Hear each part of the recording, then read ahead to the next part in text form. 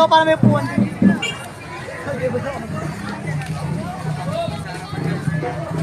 Uy, kinang-kita mo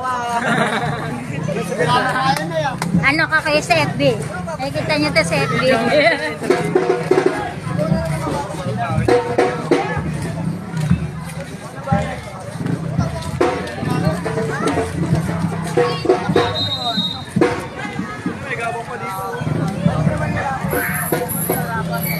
Mama ko dyan ay, baka makita ng mama ko. Ay, pupost ko to sa FB.